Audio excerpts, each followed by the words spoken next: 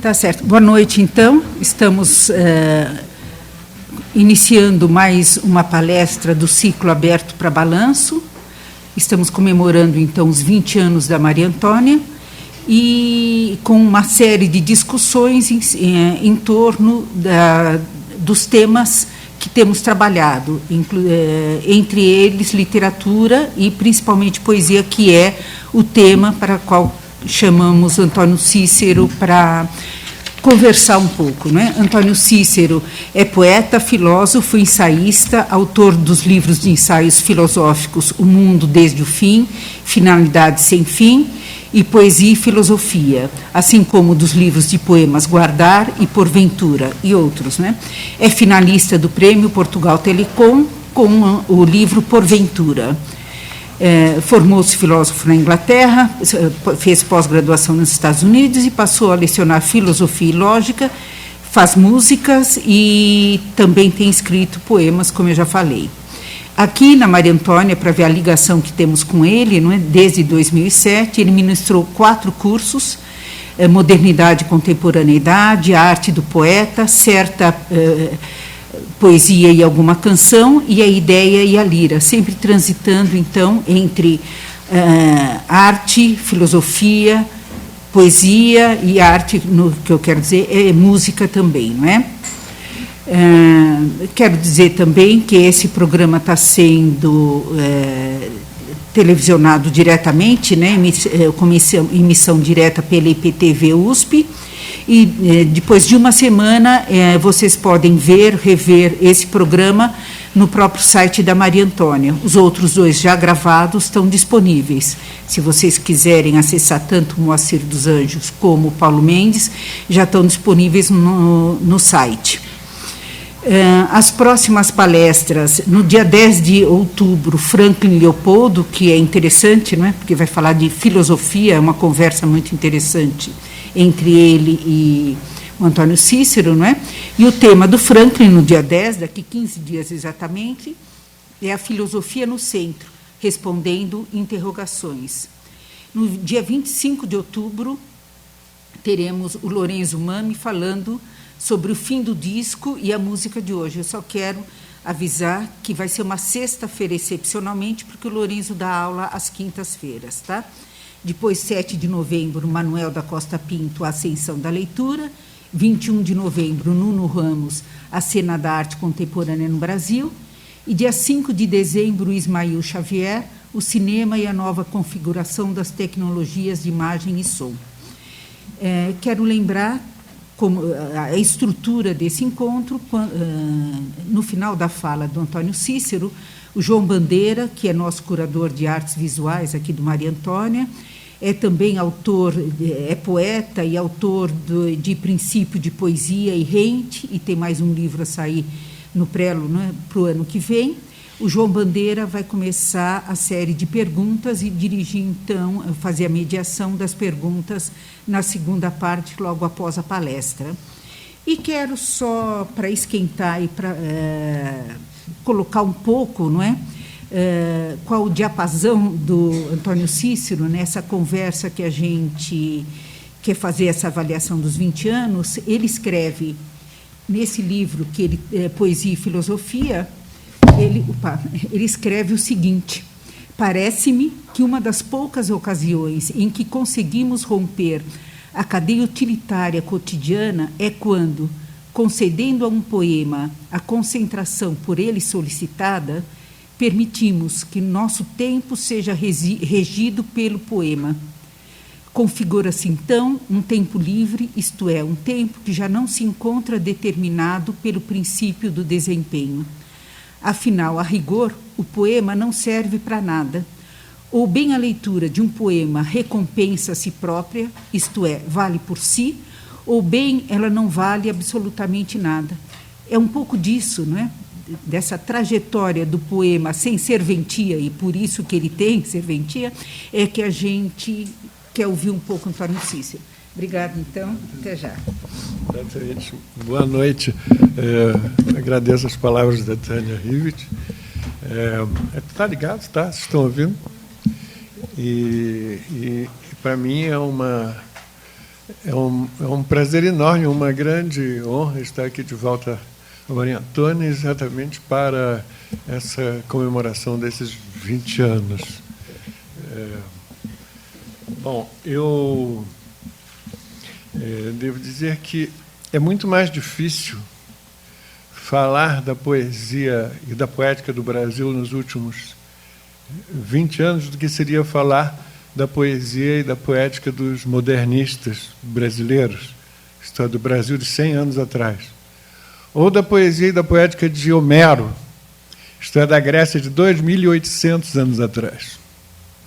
É que temos uma boa perspectiva de Homero, baseada em tantos séculos de estudos e discussões, e temos alguma perspectiva dos nossos modernistas, baseada em um século de estudos e discussões.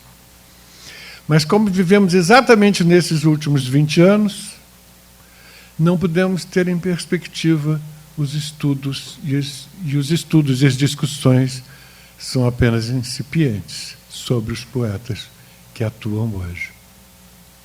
No entanto, não deixamos de estudar, pensar, emitir juízos de valor. Eu digo, não só eu, mas inúmeras pessoas, todo mundo que gosta de poesia, que se interessa por poesia, na verdade, né? Discutir sobre a poética e a poesia que nos cercam. E não é apenas bom, mas inevitável que façamos isso. Eu, pelo menos, sempre faço. Eu acho que não há poeta que não faça, ainda que não emita, os juízos de valor sobre os poemas que lê, sejam contemporâneos ou não. Não há poeta que não ache que alguns poemas são bons e outros não são bons. Nesse ponto, os poetas põem de lado, se é que eles são o seu relativismo, né? Se é que eles são relativistas.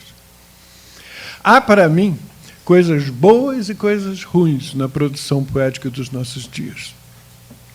Há, aliás, coisas muito boas e coisas muito ruins na poesia contemporânea. Não conheço ninguém que ache que não haja senão coisas boas. Por outro lado, certos críticos bem conhecidos não veem praticamente nada de bom na poesia, na produção poética contemporânea. Para eles, tudo que hoje se faz é ruim. Isso é, para mim, surpreendente, sobretudo quando se leva em conta a ilimitada pluralidade de formas, temas, recursos, vozes, meios de que se servem os poetas contemporâneos. E me surpreende mais ainda o fato de que é exatamente tal pluralidade que alguns desses críticos mais deploram.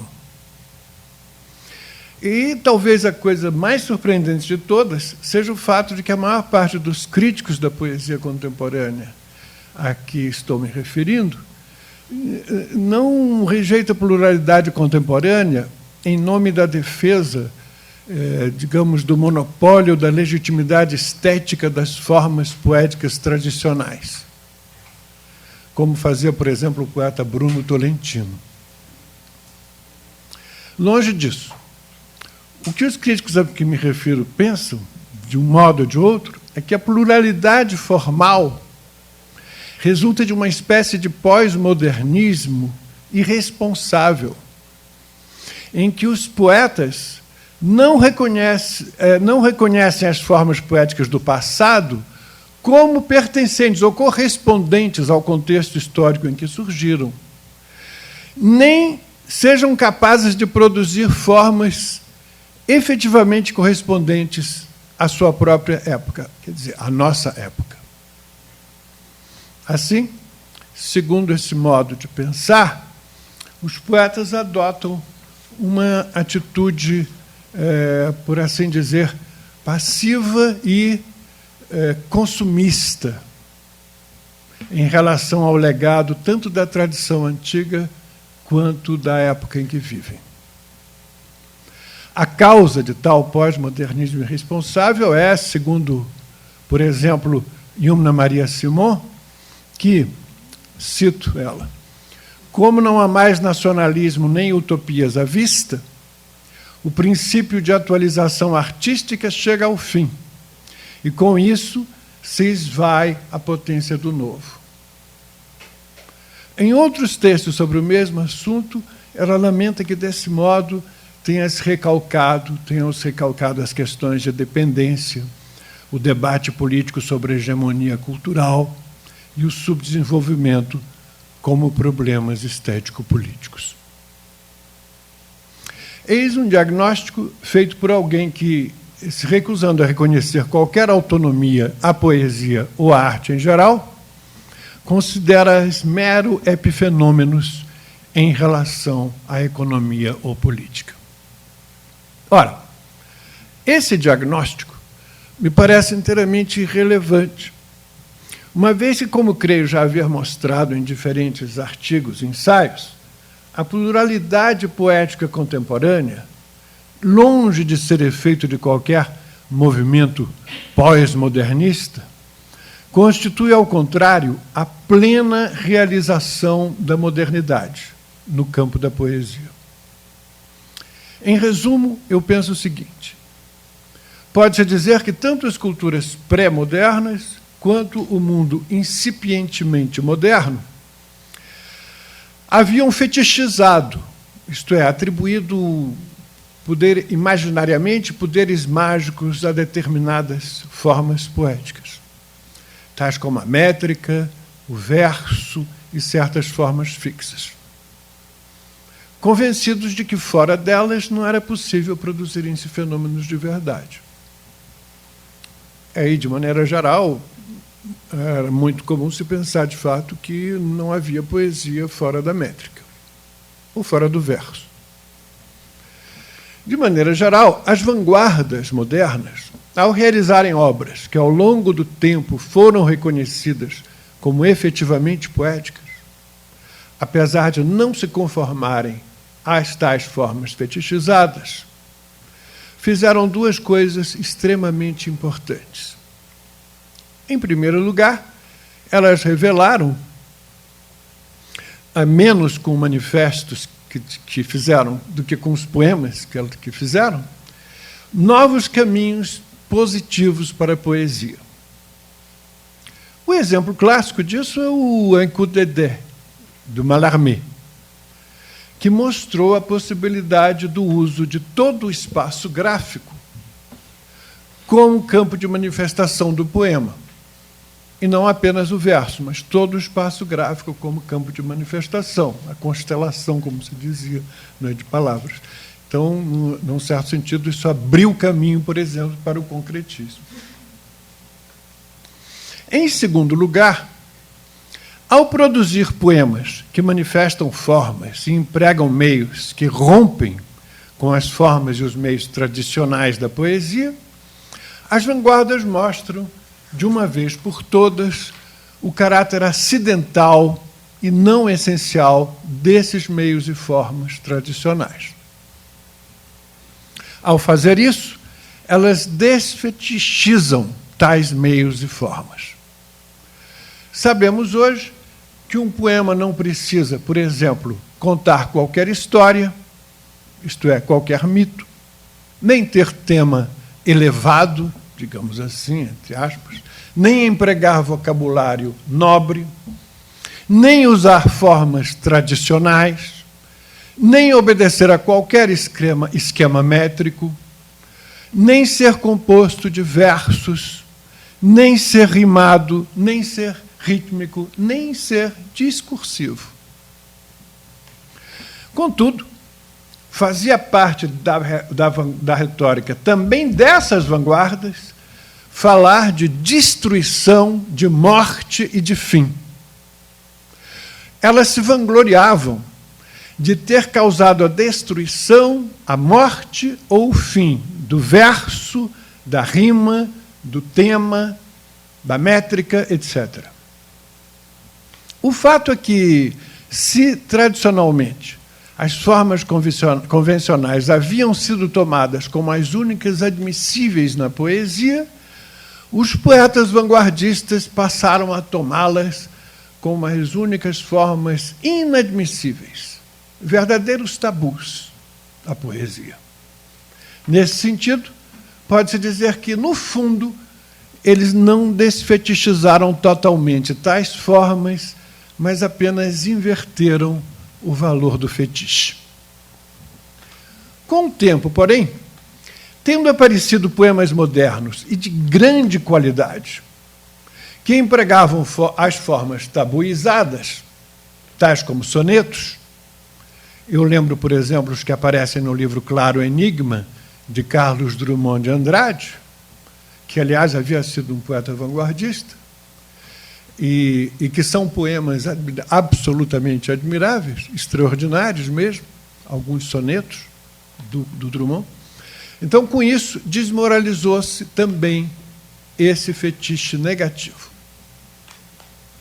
Pois bem, tanto de um lado, o questionamento e a rejeição vanguardista do fetichismo das formas tradicionais, quanto, por outro, o questionamento e a rejeição pós-vanguardista dos tabus vanguardistas, fazem, evidentemente, parte do ceticismo moderno, em relação a toda crença que não é capaz de se sustentar racionalmente.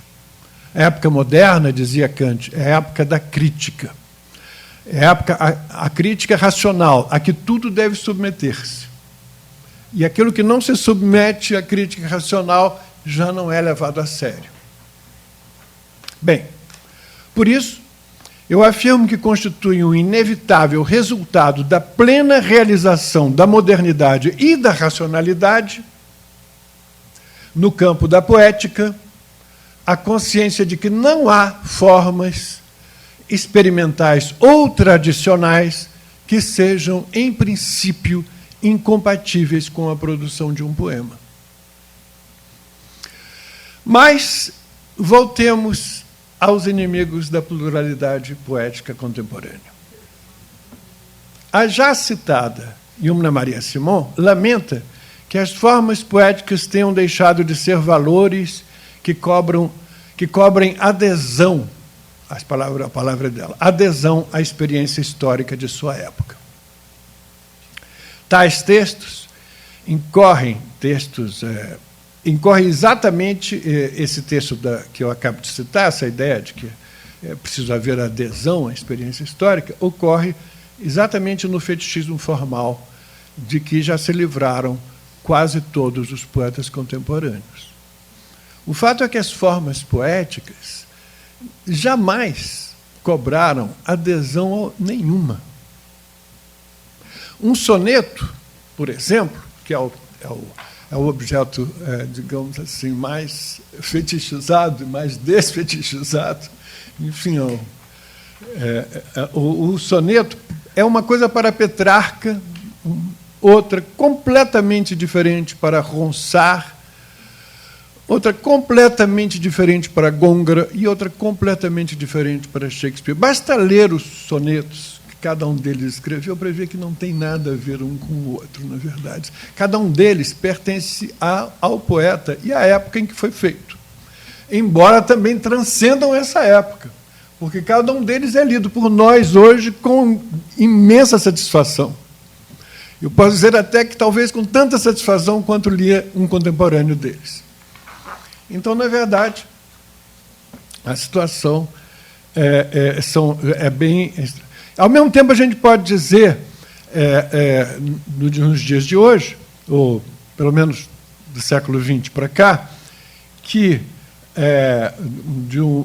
na época moderna, digamos assim, vamos ampliar o esquema.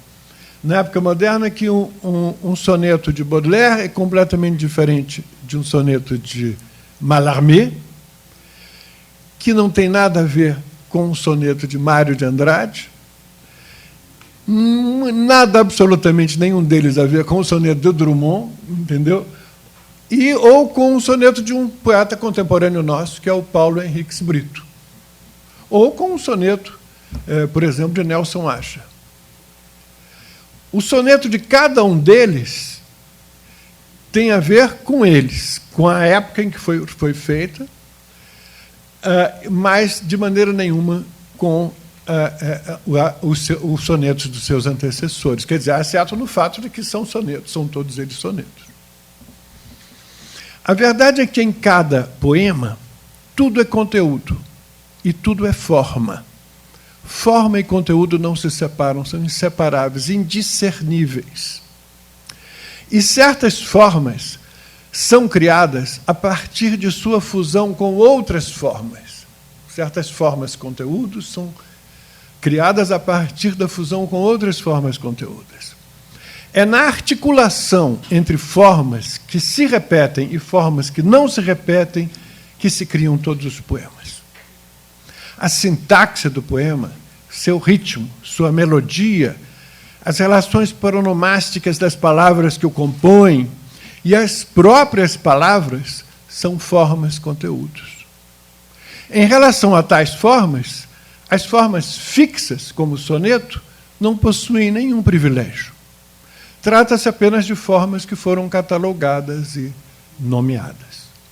Nesse sentido, elas se assemelham às próprias palavras da língua. Também a maioria absoluta das palavras da língua foram criadas no passado. Porém, não remetem a ele, senão caso tenham deixado há muito tempo de ser usadas. Se fôssemos radicais, ao exigir que o poema abandonasse todas as formas criadas no passado, devíamos exigir não apenas que abandonasse as formas fixas, a métrica e o verso, como no auge de seu afã vanguardista fez o concretismo, ao declarar encerrado o ciclo do verso. Se fôssemos verdadeiramente radicais nesse sentido, devíamos exigir também que o poema fosse composto exclusivamente de neologismos. Isso me lembra, aliás, uma interessantíssima declaração do poeta Ferreira Goulart sobre seu primeiro livro, Luta Corporal. Eu vou citar, isso é uma citação. A luta corporal é o resultado de uma experiência anterior, do meu livro Renegado, Um Pouco Acima do Chão. É o primeiro livro dele, um livro parnasiano, segundo ele próprio, que ele renegou quando fez a luta corporal. Que é feito a partir da minha formação parnasiana, de versos metrificados, rimas bonitas, com rigor. A descoberta da poesia é o que acontece quando eu me liberto dessas normas e faz com que eu caia nessa relação entre a norma e a criação poética, diz o Goulart.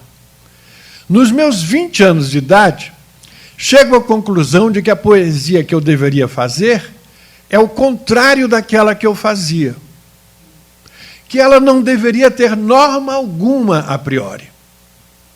Ela deveria ter um rigor, isso sim. E eu concebi a possibilidade de que a poesia que tinha descoberto era uma descoberta da realidade das coisas, do que está aqui, da flor do dia. Como era uma coisa nova, então a linguagem fica velha e ela prejudica a juventude, o frescor do que está sendo descoberto. Como fazer que a linguagem nasça com o poema? Como fazer que o poema tenha o frescor da sua descoberta? Esta é a proposta de A Luta Corporal. Algo de que eu só tive clareza agora, não na época em que eu escrevia os poemas. Este é o fato que me levou a desintegrar a linguagem. Na busca de conseguir isso, sabendo que, de fato, estou enfrentando plenamente uma proposta inviável, é só você perceber o que faço em Roseiral, o poema em que se dá essa desintegração. Ali, a linguagem nasce com o poema, só que ela é incompreensível. Aquela linguagem não existia antes. E eu, ao fazer aquilo, percebi que tinha desintegrado a própria poesia, a própria linguagem, e tinha caído numa espécie de beco sem saída. esta é a minha situação ao terminar a luta corporal. Dizia aos meus amigos que eu tinha destruído a poesia e não sabia para onde ir mais. Essa, então, é a situação, realmente, de levar à última análise a ideia de que você possa abdicar de todas as formas dadas, usadas, velhas. Bem, aí termino a citação do Goulart. E volto ao que eu disse em cima. Num poema, tudo é forma e tudo é conteúdo, e é na articulação entre formas, conteúdos que se repetem e formas, conteúdos que não se repetem, que se criam todos os poemas, que são objetos absolutamente singulares. Sendo assim, dado que não pode haver fórmulas nem receitas para criar tais objetos, todos os poemas de verdade, isto é, todos os poemas bons, podem ser considerados experimentais. Na realidade, sempre foi desse modo. Apenas as poéticas pré- ou proto-modernas, a partir de tais ou quais fetichismos, impunham aos poetas determinados procedimentos e proibiam outros. Uma outra crítica feita à poesia contemporânea é de que ela simplesmente não é contemporânea. Vivemos numa época que, com a internet, os computadores, os celulares, os tablets, etc., não é? Que experimenta o desenvolvimento de uma tecnologia que tem, entre outras coisas, o sentido manifesto de acelerar tanto a comunicação entre as pessoas, quanto a aquisição, o processamento e a produção de informação. Seria, portanto, de esperar que, podendo fazer mais rapidamente hoje o que fazíamos outrora, tivéssemos à nossa disposição mais tempo livre. Ora, ocorre exatamente o oposto. Ouvem-se cada vez mais pessoas queixarem-se de que não têm mais tempo para absolutamente nada. O tempo livre parece ter encolhido muito. Acontece que, de maneira geral, a fruição de um poema exige mais tempo livre do que a fruição de obras pertencentes a outros gêneros artísticos. Não precisamos nos concentrar numa canção, ou numa pintura, ou numa escultura, ou na arquitetura de um prédio, para que elas nos deleitem. Podemos apreciar essas coisas en passant. Não é assim com o poema escrito. Quem lê um poema como se fosse um artigo, um ensaio, um e-mail, por exemplo, não é capaz de fruí-lo. Para apreciar um poema, é necessário dedicar-lhe tempo. E o fato é que, numa época em que todos se queixam da falta de tempo, é evidente que sobram argumentos para aqueles que pretendem que não há mais, na nossa época, lugar para a poesia. E não são poucos os que hoje afirmam que a poesia ficou para trás, que foi superada por joguinhos eletrônicos, por exemplo. E alguns propõem que ela deve se adaptar a esse mundo novo, se transformar, de certa forma, ela mesma numa espécie de joguinho eletrônico. Bom, eu não sou contra o emprego pela poesia de novos procedimentos, em meios, mídia. Isso é feito hoje, eu não sou contra isso. Algumas coisas dão certo, outras não. Mas o argumento de que a poesia escrita é obsoleta enquanto não fizer isso, eu considero inaceitável. Parece-me o contrário. É exatamente nesta época de aceleração desembestada que a poesia escrita se faz mais desejável. Por quê? Porque o que me parece inteiramente indesejável é a aceitação passiva da inevitabilidade do encolhimento do nosso tempo livre. Se praticamente não temos mais tempo livre, isso ocorre porque praticamente todo o nosso tempo, mesmo aquele que se pretende livre, está preso preso a quê? Ao princípio do trabalho, ou melhor, do desempenho. Inclusive, evidentemente, nos tais joguinhos eletrônicos. Não estamos livres quase nunca, porque nos encontramos numa cadeia utilitária em que parece que o sentido de todas as coisas e pessoas que encontramos no mundo, o sentido inclusive de nós mesmos, é sermos instrumentais para outras coisas e pessoas. Nessas circunstâncias, nada e ninguém vale por si, mas apenas como um meio para outra coisa ou pessoa, que, por sua vez, também funciona como um meio para ainda outra coisa ou pessoa, e assim ad infinito. Pode-se dizer que participamos de uma espécie de linha de montagem em moto contínuo e vicioso, na qual se enquadram as próprias diversões que se nos apresentam imediatamente. Ora, é precisamente quando concedemos à poesia a concentração que ela exige de nós, que ganhamos acesso a uma outra dimensão, a outro espaço-tempo, não só desvinculado dessa linha de montagem, mas incompatível com ela. Configura-se, então, um espaço-tempo livre, isto é, um espaço-tempo que já não se encontra determinado pelo princípio do desempenho. Afinal, a rigor, o poema não é um meio para nada, ele é um fim em si. Ou bem, a leitura de um poema recompensa a si própria, isto é, vale por si, ou bem, não vale absolutamente nada. É nesse espaço-tempo livre que o leitor ideal se deleita a flanar pelas linhas feitas de enunciados, palavras, significantes, significados, alusões, fonemas, letras, sons, melodias, ritmos, silêncios, espaços, etc., dos poemas que mereçam uma leitura ao mesmo tempo vagarosa e ligeira, reflexiva e intuitiva, auscultativa e conotativa, prospectiva e retrospectiva, linear e não linear, imanente e transcendente, imaginativa e precisa, intelectual e sensual, ingênua e informada, espiritual e material.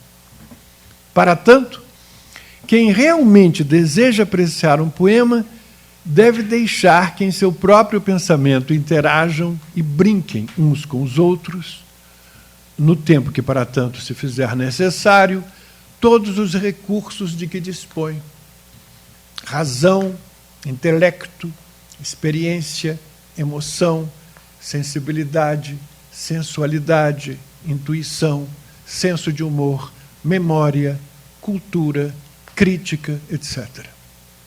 É desse modo que a poesia proporciona uma apreensão alternativa e poderosa do próprio ser.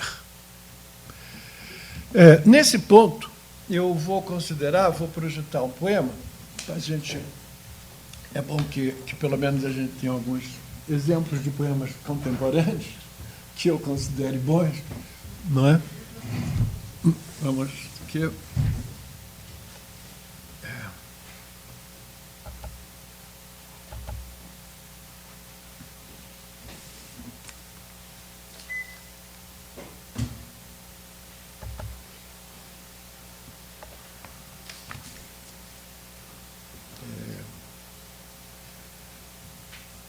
Como é que nesse computador se faz o localizar, achar, find? Você sabe? Ctrl F não é, eu já tentei, não é. Ctrl F não é, faz um Fzinho. É Ctrl L. Poema é esse? Hein? Esse é o poema? Não, não é esse ainda não. Esse é o melhor de todos, evidentemente. Hein? Como é que se faz? Eu quero achar uma coisa, achar um nome. Põe Ctrl F. No meu computador é Ctrl F. Mas aqui não é. Ctrl L. Vamos ver. Ctrl L. Está aqui. Tá. Pronto. Chegou lá. Amarela. Nosso mito. É um poeta contemporâneo. O livro dele foi publicado agora em 2012, Alex Varela. Vou fechar isso aqui. Está dando para ler, né? Ih, agora piorou. Bom, aí. O mundo estava às escuras. Tudo era... tem que ler com... Espera aí. Vou tirar aqui. O mundo estava às escuras. Tudo era regido, então, pelo breu da grande indistinção. O dia em que acendeu a luz da poesia, tudo ficou tão claro, ainda mais indistinto. Passou a ser regido, então, pela luz da grande indistinção. Poesia é a arte de alcançar de novo a indistinção. De alcançar a indistinção pela luz, não pelo breu. Esse é o poema do Alex. Pois bem, nesse poema, ele não menciona, não fala sequer do tempo em que imperam as distinções. Ele fala do tempo anterior às distinções, do tempo da grande indistinção, e fala do tempo da poesia que é posterior à distinção, o tempo da grande indistinção. Então, existe a grande indistinção pelo breu e a grande indistinção pela luz. Mas existe um tempo que está no meio dessas duas, digamos assim, indistinções, que é o tempo das distinções, que é o tempo, na verdade, o tempo em que se produz e em que domina, em que predomina a linguagem convencional, a linguagem produzida pela razão crítica, que é a razão crítica é a razão que separa, distingue, classifica, qualifica, categoriza, de modo a nos permitir descrever, compreender, manipular e controlar as coisas, as diferentes coisas e pessoas. Trata-se da linguagem que usamos na nossa vida prática, utilitária, instrumental, mas também na linguagem teórica, científica, filosófica. Nós precisamos fazer essas distinções para poder pensar e agir sobre o mundo. A linguagem é indispensável para o pensamento. A filosofia, de fato, através de suas categorias, das categorias que ela descobre, revela as várias dicotomias, as separações, as diferenças, através das quais nós nos orientamos na vida prática, antes mesmo de conhecer essas categorias teoricamente. Assim, a filosofia distingue, por exemplo, entre som, isso também a linguística, digamos, som e sentido, significante e significado, sujeito e objeto, substância e propriedade, essência e aparência. São coisas diferentes para nós. Precisamos distinguir essas coisas para poder agir sobre o mundo. Mesmo que nós não tenhamos, digamos assim, explicitamente na nossa cabeça essas categorias, mas nós agimos, elas agem através de nós. Forma e conteúdo, espírito e matéria, intelecto e emoção, passado, presente e futuro, etc. Antes da linguagem separar essas coisas, antes dessas categorias e de todas as separações linguísticas, tudo isso se confundia na grande indistinção pelo breu. Tais distinções, como eu digo, são condições mesmo para conhecer as coisas e utilizar as coisas que há, para conhecê-las de modo a utilizá-las e utilizá-las de modo a conhecê-las. os próprios conceitos, digamos assim, de conhecimento objetivo ou de objetividade de conhecimento, por exemplo, seriam impossíveis se a unidade do ser não houvesse sido cindida pela razão em sujeito por um lado e objeto por outro. Isso mostra que a razão crítica tem um sentido utilitário e teórico. Ela serve para o conhecimento e a manipulação do mundo. Mas a apreensão utilitária do mundo não é a única possível. Ao final do poema, na segunda parte do poema, o dia em que se acendeu a luz da poesia, tudo ficou tão claro, ainda mais indistinto. Aí vem, o final do poema, ele diz, passou a ser regido, então, pela luz da grande indistinção.